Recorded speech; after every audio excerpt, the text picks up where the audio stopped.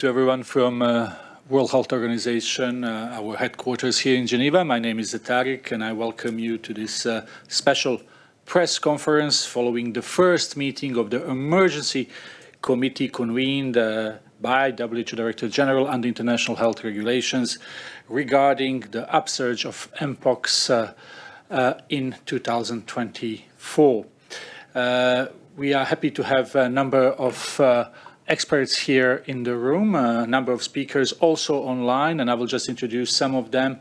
With us is, as always, Dr. Tedros Adhanom Ghebreyesus, WHO Director General. We also have Dr. Maria Van Kerkhove, who is Director at Interim Epidemic and Pandemic Preparedness and Prevention. With us is also Dr. Rogerio Gaspar, who is the Director of Regulation and Pre-Qualification. We have a number of speakers online. I will really would like just to welcome Professor Dimi Ogoina, who is Chair of the Emergency Committee and who is infectious disease physician and Professor of Medicine and Infectious Diseases at Niger Delta University and Niger Delta University Teaching Hospital in Bayelsa in Nigeria, and we will hear from him a bit later. Before I give the floor to Dr. Tedros, for reporters online, if you would like to ask questions, please click the icon raise hand and you will be put in the queue. With this, I give the floor to Dr. Tedros for his opening remarks. Thank you, Tariq. Good morning, good afternoon, and good evening. Mpox has been reported in the Democratic Republic of the Congo for more than a decade, and the number of cases reported each year has increased steadily over that period. Last year, reported cases increased significantly, and already the number of cases reported so far this year has exceeded last year's total, with more than 14,000 cases and 524 deaths. As many of you who tune into our regular press conferences know, WHO has been working on the mpox outbreak in Africa and raising the alarm that this is something that should concern us all. Last week, I announced that I was convening an emergency committee under the international health regulations to evaluate the upsurge of mpox in the Democratic Republic of the Congo and other countries in Africa. Today, the emergency committee met and advised me that, in its view, the situation constitutes a public health emergency of international concern. I have accepted that advice. The detection and rapid spread of a new clade of mpox in eastern DRC, its detection in neighboring countries that had not previously reported mpox, and the potential for further spread within Africa and beyond is very worrying. In addition to other outbreaks of other clades of mpox in other parts of Africa, it's clear that a coordinated international response is essential to stop these outbreaks and save lives. A public health emergency of international concern is the highest level of alarm under international health law. The emergency committee's advice to me and that of the African CDC Centers for Disease Control and Prevention, which yesterday declared a public health emergency of regional security, are aligned.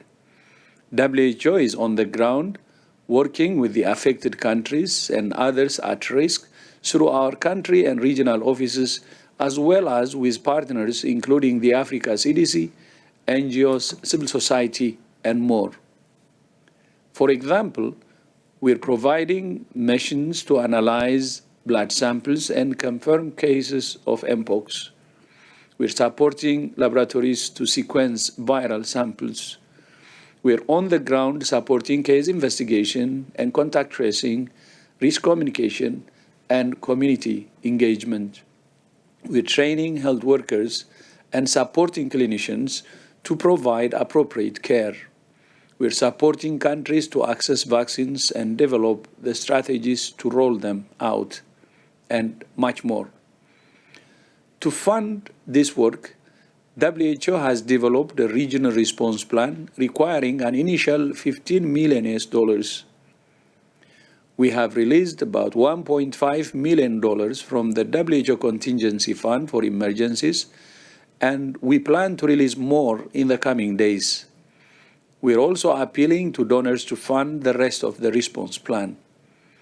WHO is committed in the days and weeks ahead to coordinate the global response, working closely with each of the affected countries and leveraging our on-the-ground presence to prevent transmission, treat those infected, and save lives. I thank the Emergency Committee for its work and advice. And I would like to give the floor to Professor Demi Ogwoina, the chair of the Emergency Committee, to summarize the committee's considerations. Professor Ogwoina, you have the floor. Thank you very much, DG. Let me say good afternoon, good morning, and good evening to everybody. The DG has given an overview of the constitution of a committee, the Emergency Committee on Upsurge of mpox 2024, and we had 16 members that constituted them as members of that committee, and the meeting held today, 14th of August, this evening, a few hours ago, and 15 of the membership were in attendance. Essentially, our assignment was to determine whether the event, which is the upsurge of mpox in parts of Africa, constitutes a public health emergency of international concern. And we are required to base our decisions on the IHR criteria for declaring a public health emergency of international concern. So members of the committee listened to presentations from the WHO Secretariat on the global mpox outbreak, risk assessment, and current challenges, activities that we know are taken by the WHO and including the WHO Afro region. Members of the committee also listened to presentations from most affected state parties, including the DRC, Rwanda, Burundi, South Africa, Kenya, and Uganda. Following this, members had a deliberative session where we looked at the three major criteria, which one, whether the current upsurge of mpox in parts of Africa is an extraordinary event. And in the view of all members, it was unanimous that the current outbreak of mpox, upsurge of mpox, is an extraordinary event in view of the fact that we're having the highest number of cases ever reported in the DRC, for instance, since the outbreak was reported in the 1970s, especially 2024, a very significant upsurge in the number of cases. The fact that children, the vulnerable children, pregnant women are also impacted, and a number of mortalities have been reported. Secondly, the emergence of a completely new strain of clade 1. Clade 1 is historically known to be more severe in clinical presentation and perhaps more transmissible than clade 2. And now there is an emergence of a new strain that is widely referred to as clade 1B. And what is also observed is that 1B is sexually transmitted. Also remarkable, making it an extraordinary event, is that this clade is now circulating in parts of Eastern Africa, up to about 4 countries. It was also remarkable to note that there's a resurgence of mpox in South Africa. About 24 cases have been reported this year alone. And amongst those cases, we have 3 mortalities. It is affecting especially people living with HIV and those with advanced HIV disease. We also looked at the second criteria for declaring a public health emergency of international concern, and that relates to whether it has a public health risk of international spread. Evidently, the fact that the new clade that is sexually transmissible has spread to other African countries, and before now, these African countries have never reported a single case of mpox.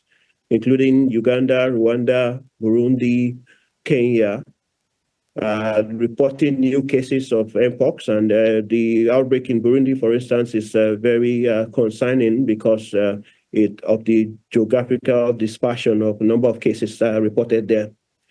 So we believe that it's already a risk for international spread. And of course, there is also the chance that it could spread beyond Africa to other regions of the world. The third is whether it requires an international coordinated response. Evidently, what we have now, this challenge of upsurge of mpox requires a coordinated response, not only in Africa, but globally, so that collectively all parties involved can work to improve surveillance, diagnosis, and other public health responses that are needed to nip this challenge in the bud. So having done that, we made a recommendation, and all 15 members in attendance were fully in support of all elements of the criteria needed for declaration of a public health emergency. The second assignment was to advise on proposed temporal recommendations, and those recommendations will be made available in the following days by the WHO. But just to emphasize 3 points. One is that there is need for improved investment in understanding the natural history and the knowledge gaps that are peculiar to, especially to Africa, regarding mpox. Ultimately, addressing these knowledge gaps and improving understanding will help to devise preventive strategies, public health response, and the use of medical countermeasures such as vaccines and therapeutics and the likes. Also very important is the development of targeted interventions, prioritized targeted interventions that will address the problem according to the context in which the problems are being faced in specific African countries that are most impacted.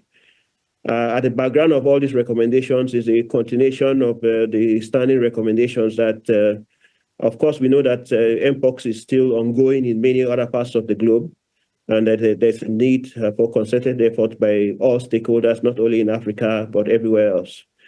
So in summary, those were the lines of thinking of the emergency committee and the basis of our recommendation to the DG, and that this should be considered for declaration as a public health emergency of international concern. Having said this, I would like to, on behalf of the committee, appreciate the DG and the WHO for inviting us and nominating us to serve to undertake these assignments. Back to you. Thank you very much, Dr. Tedros, and many thanks to you, Professor Ogoina. It was a long day for you. We will now open the floor to questions from journalists, and we will start with Helen Branswell from STAT. Helen, please go ahead. Thank you very much. I want to know about the thinking of the emergency committee on use of vaccine to try to bring these outbreaks under control.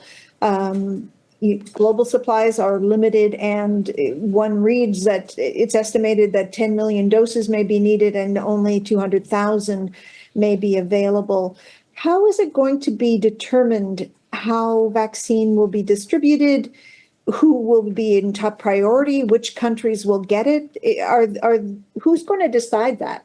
Thank you. Thank you very much, Helen. Maybe we can start with Professor Ogoina, and then we will see if we can have someone else to add. Professor, please. Thank you very much for that question. So I think the issues of medical countermeasures, including vaccines, was extensively discussed by members of the emergency committee, and it was highlighted at that meeting that there are still gaps in access to vaccines, especially in many parts of Africa. And even when resources are available, in some situations, perhaps the global supply of vaccines may not be sufficient to address the needs of Africa. So this is an ongoing problem, but what is important is that all parties that made a representation at that meeting have recognized the importance of the elements, concurrent element of vaccine in addition to surveillance, because it's very important that you understand your outbreak for you to ultimately decide what group of persons to vaccinate. And we have that gap in parts of Africa where we don't fully understand the transmission dynamics and the risk factors for mpox that is expected to guide who we're expected to vaccinate. And so all countries and state parties, and I think all the countries that presented had a costed plan, and some of those countries also had plans to ensure that they make a procurement of vaccines. And I believe the WHO is also working with countries and also working with manufacturers to see that they ramp up the production of additional vaccines that would address this challenge. Ultimately, in terms of regulatory approval for vaccines, countries like Nigeria and the DRC are already at advanced phase in terms of getting regulatory approval for use of vaccines. And I believe there are some donations that have been given, for instance, to Nigeria, and I believe also to the DRC. And most of these countries already have some plans in distributing vaccines, but the challenge is that these vaccines are not sufficient, even if we need to use our theoretical knowledge to categorize the risk groups, including children, people with immunosuppression, pregnant women, healthcare workers, and the likes. Let me revert back to the WHO. Thank you. Thank you so much, Professor. Let's go maybe to Dr. Tim Nguyen, who is online, and he is from WHO department dealing with high impact events preparedness. Tim, could you please come in?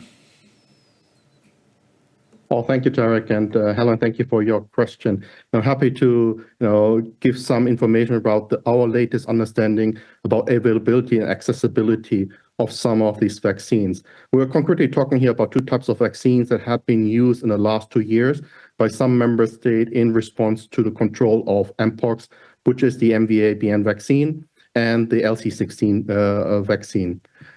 So we have been in contact recently with manufacturers this week to have understanding of the availability at the moment. So when it comes to the MVA-BN vaccine, currently about 500,000 doses are in stock at the moment that can be procured by countries or other entities. Another 2.4 million could be produced by the end of this year if buyers are there to make a firm procurement request. And for 2025, there could be another 10 million doses produced, but there needs to be a firm request for those manufacturers to plan for the production of these vaccines. So that's what is our understanding around the MVA-BN vaccine at the moment. At the same time, we work with our partners through the so-called IMCM-NET partnership, specifically here with Gavi, the Vaccine Alliance, and UNICEF to work on a donation scheme for those countries that have stockpiles, that have reserves of the vaccine, and best to donate them to recipient countries that are in need. We're building these donation scheme for the purpose of understanding where to best use them when resources are scarce, and where we can use this limited accessibility of donated vaccine to have the biggest public health impact around this. When it comes to the LC16 vaccine, this is a very special vaccine in terms of that this vaccine is not commercialized, but at the moment produced on behalf of the government of Japan. In previous incidences, the government of Japan was very generous when being asked to donate vaccine to countries. And this is also one way for WHO to work with countries and with the government of Japan to facilitate donation of the LC16 vaccine, which has a considerable size in their stockpile at the moment. I stop here. Thank you. Thank you so much, Dr. Nguyen. Dr. Van Kerkhove? Yeah, very brief, because I know there's a lot of questions. I just want to emphasize two important points that were made. One is that we need a much better understanding of the epidemiology in the affected countries and the at-risk countries. We need to understand the transmission patterns. We need to understand the populations that are risked, and it's dynamic. There are multiple outbreaks that are happening. There are changes in terms of what we're seeing in the epidemiology itself. To understand that better will help us to use the limited numbers of vaccines that we have in a targeted and a most appropriate way. So I want to stress that one point. And secondly, to request, if there are countries that have vaccines to donate, to come forward and to work with us through the IMC-Net partnership that Tim has just mentioned. We need to have a good visibility on what is available and how those could potentially use. And of course, support the countries with protocols and making sure that as part of the response, vaccines are used. Last point is that vaccines are one intervention that can be utilized, but we do know that there's such strong country work, community work in terms of risk communication, community engagement for prevention activities. And we have seen with the global outbreak, though it was due to clade 2, and here we're really talking about clade 1b, there are a lot of interventions that can be utilized in country, in communities to prevent transmission. Thank you, Dr. Vakirkov. Indeed, we have many questions lined up, so let's try to take some. Let's go to Bloomberg. We have Janice Q. Janice, please unmute yourself. Hi, thanks very much. Two quick ones. Could you maybe explain what happens next now that it's an official emergency? And my understanding to date is that there is no confirmation that there's an airborne element to the spread. But if you could maybe just talk to that and confirm if that is correct.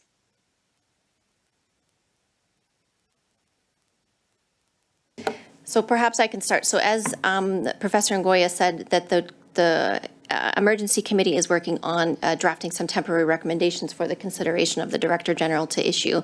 So that is something we expect to be able to release in the next day or two. The teams are working on it very hard, even as we speak, as we are sitting here.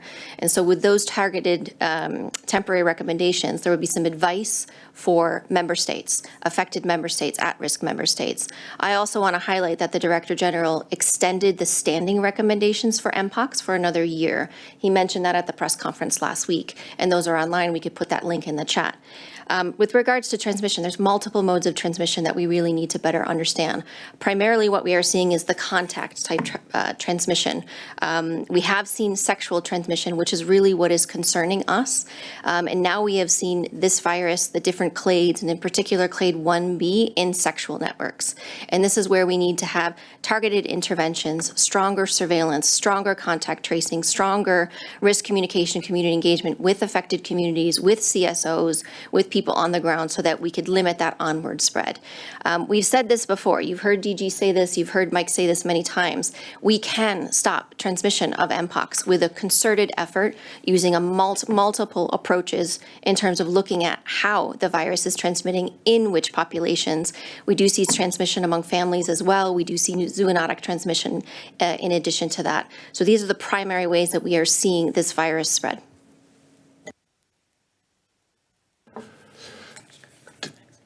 Thank you very much, Dr. Vakirkov. Let's move to the next question. We have Priti Patnaik from Geneva Health Files. Priti, please go ahead.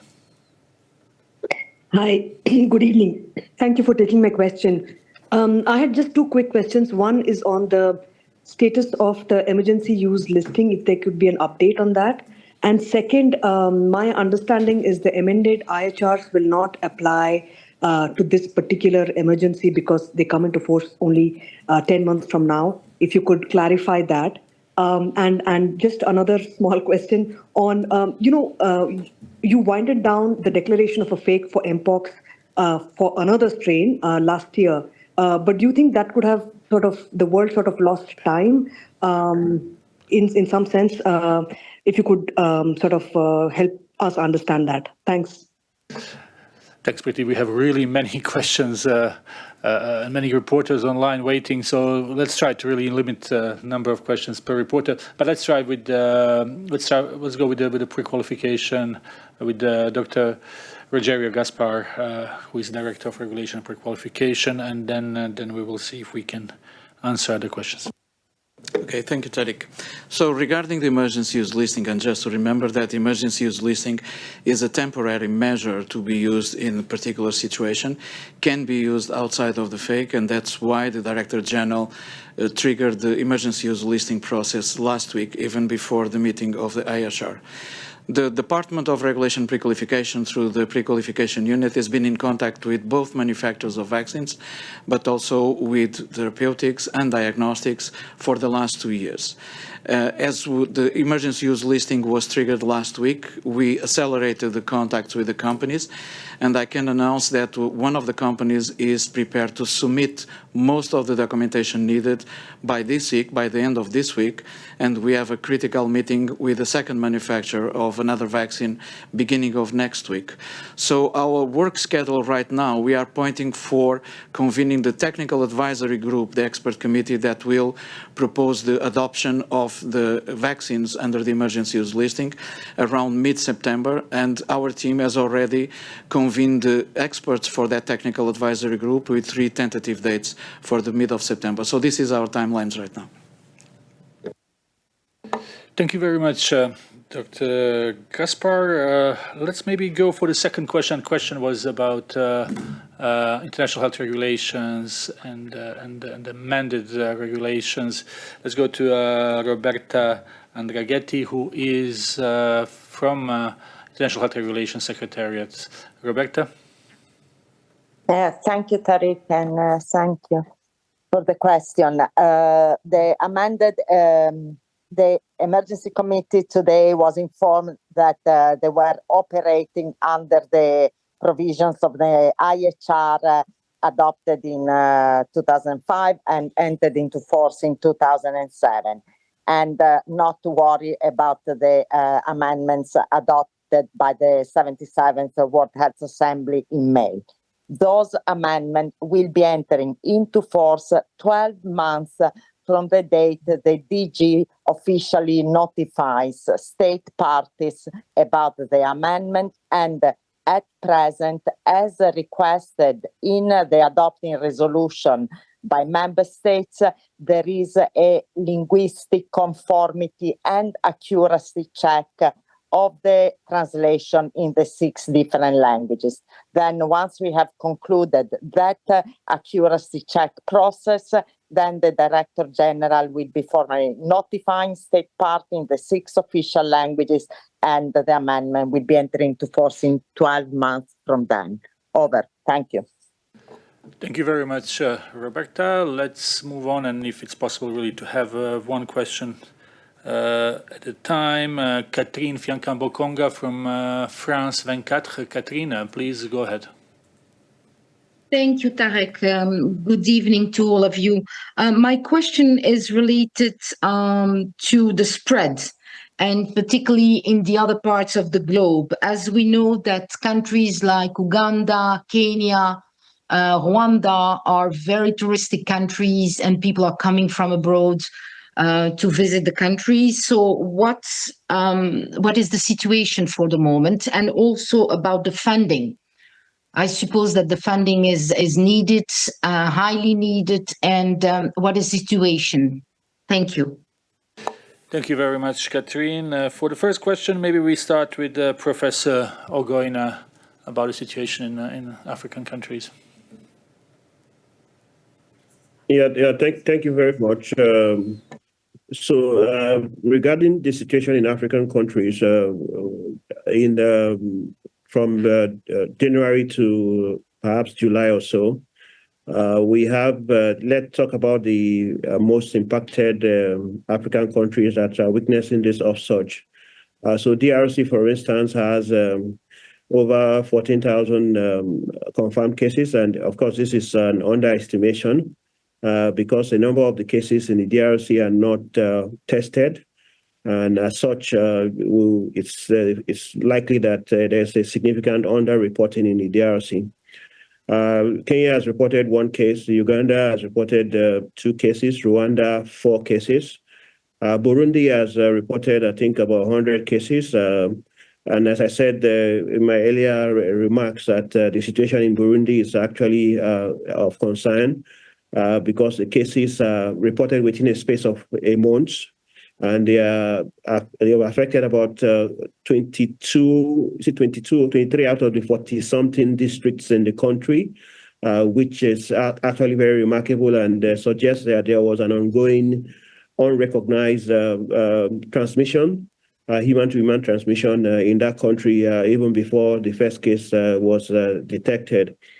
In South Africa, 24 cases, as I said earlier on, has been reported this year, and 3 of those cases have died. Those deaths were amongst people with advanced HIV disease.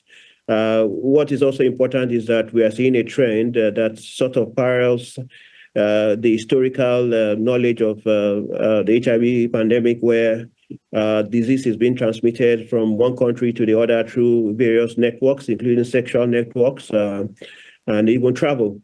So long-distance truck drivers have also been known to be exposed and also had confirmed cases moving from one country to the other. So amidst this number of cases, in some of these eastern countries, of course, Cote d'Ivoire is also reporting new cases. Is the challenge of the likely challenge of underreporting of cases, and the fact that mpox, especially the new type of mpox that is sexually transmitted, may present with atypical lesions, and a number of people may not present in the formal healthcare setting. So many of the members, for instance, in the emergency committee, are of the view that what we have in Africa is actually a tip of the iceberg, that we have a greater challenge. And because of weaknesses in our health system, we are not recognizing, or we don't have the full picture of this burden of mpox. To that extent, there is need for us to strengthen the surveillance and invest more in surveillance and embed research in our surveillance efforts so that we can uncover the gaps that relates to the challenge of mpox. Over to you. Thank you very much. Let's just maybe go to hear from Dr. Salam Guy, who is Regional Emergency Director in WHO African region, who can add something briefly on that. Dr. Salam, can you hear us?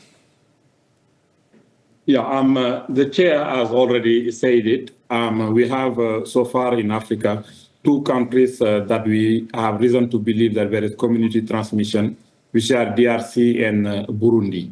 For the other countries, though, you talk about Kenya, Uganda, and recently Cote d'Ivoire, it is isolated case. And so far, we do believe that there is no community transmission.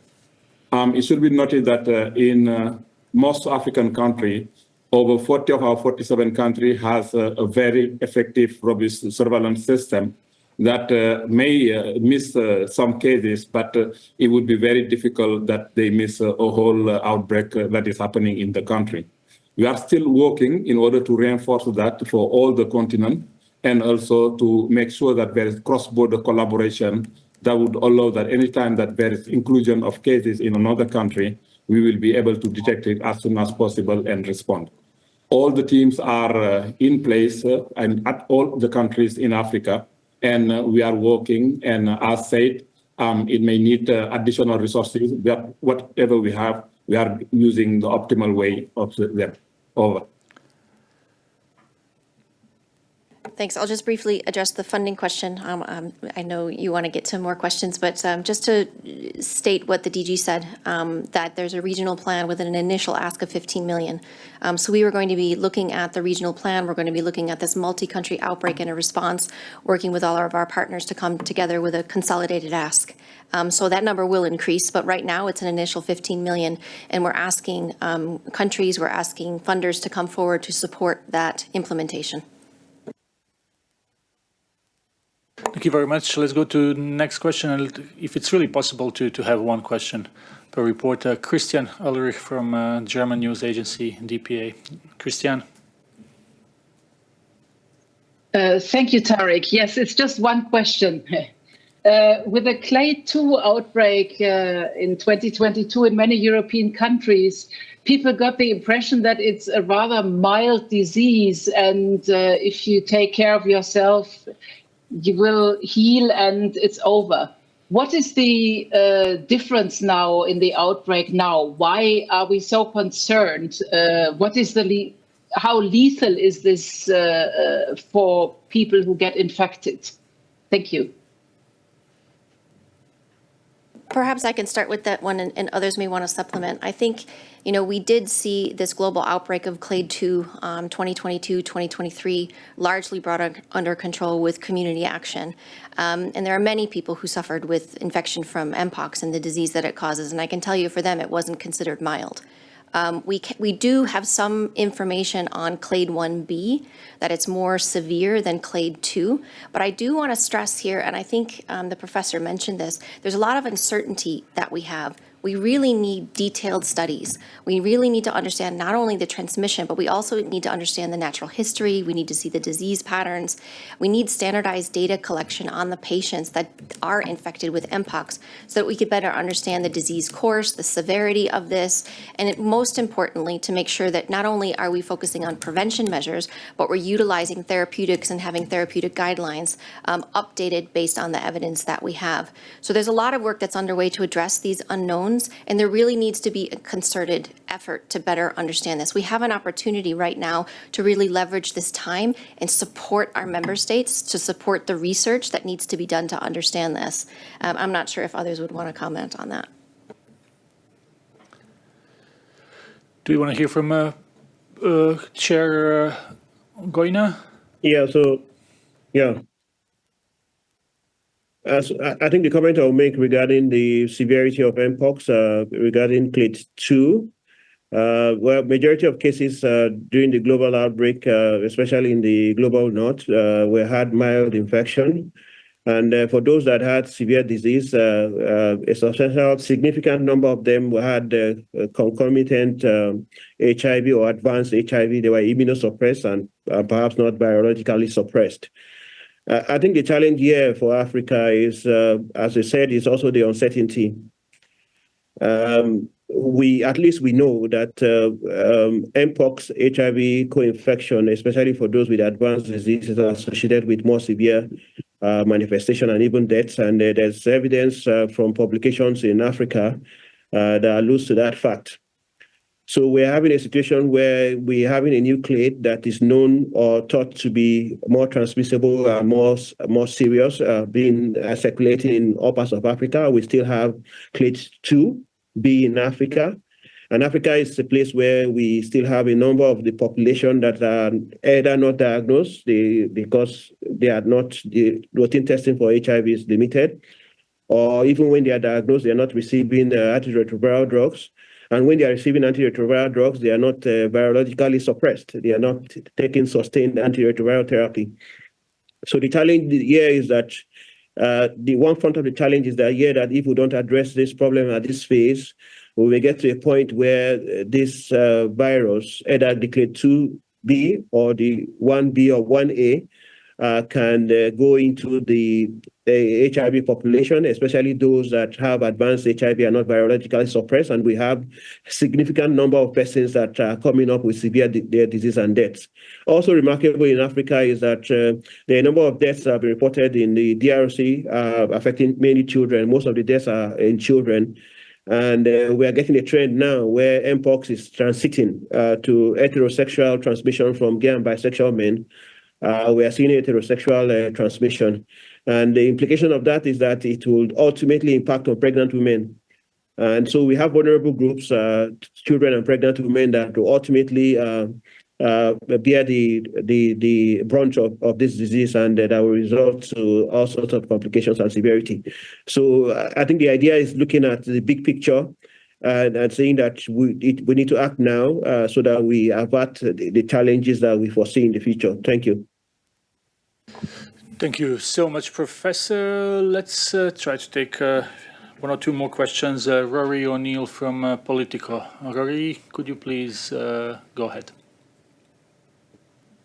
Thank you. Good evening. I think we started to touch on it there, but I was just wondering if you could confirm that children are still being disproportionately affected. This situation report in June, I think, certainly confirmed that, but we've had a lot of cases since then. So I was wondering if you could confirm we're still seeing that pattern bear out where children under the age of 5 are being infected at a disproportionately high rate. Thank you very much.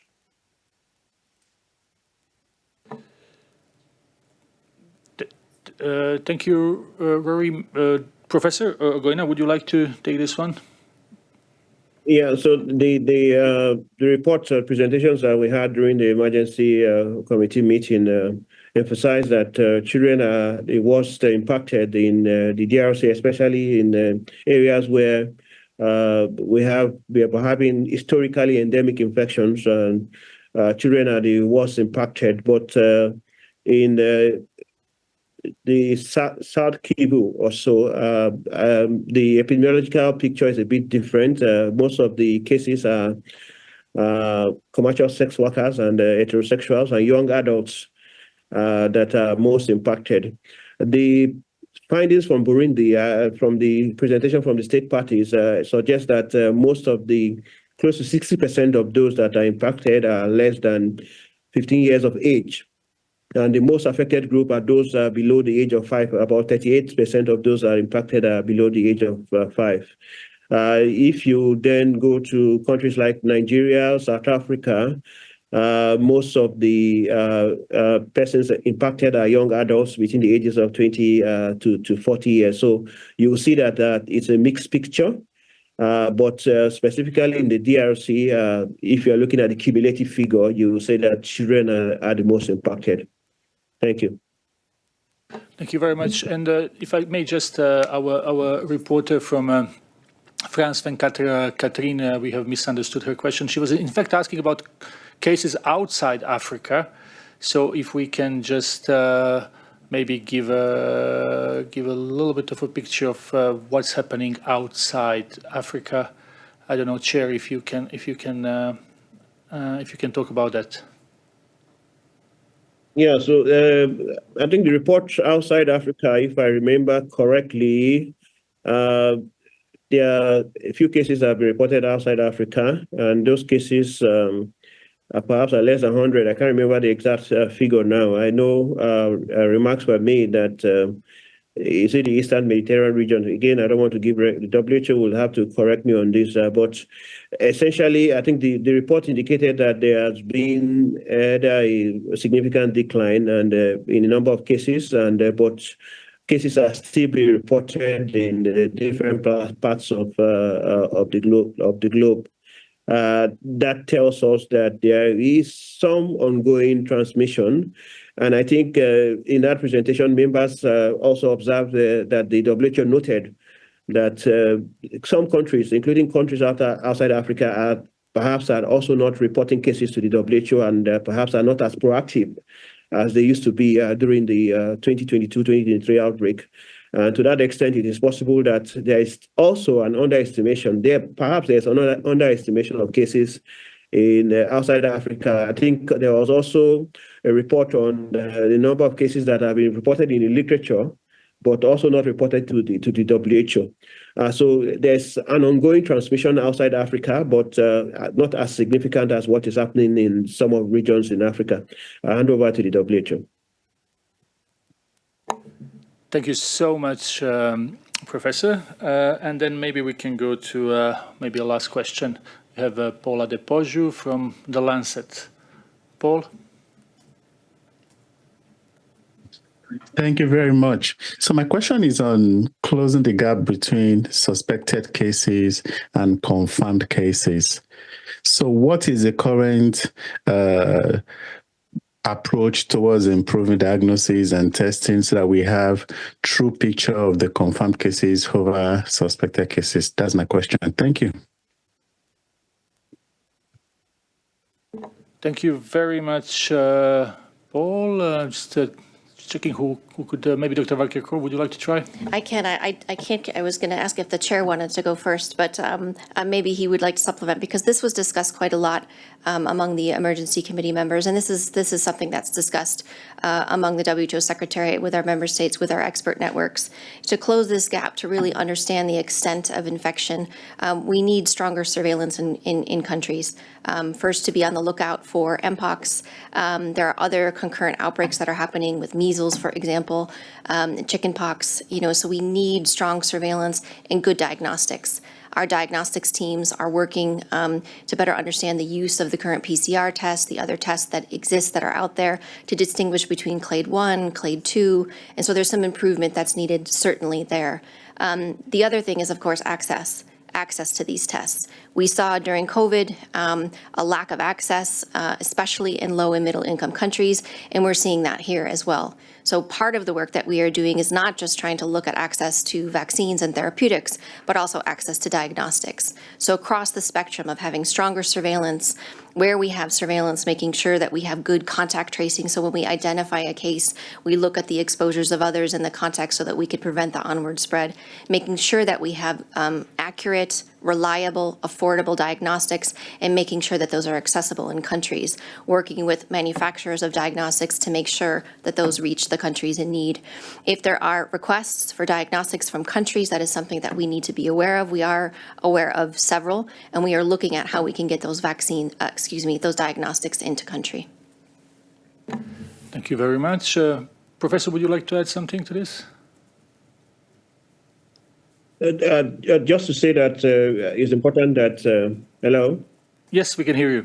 I think the challenge of testing is significant, especially in the DRC, where perhaps less than 30% of cases, and it has increased over time because of some investment from the PHEIC that was declared in 2022 and support from partners, both at national and non-governmental organization.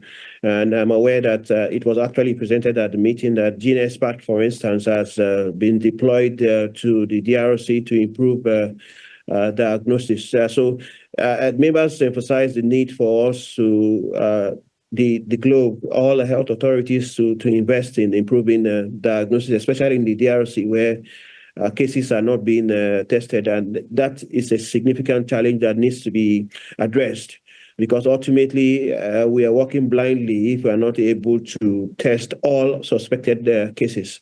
And that also demands research and development to develop more innovative, more cost-effective, and more accurate point-of-care diagnostics that can be deployed to rural settings, because one of the challenges of diagnosis in the DRC, for instance, is people live in and develop mpox in remote areas where they don't have access to the city centers where these diagnostics labs are situated.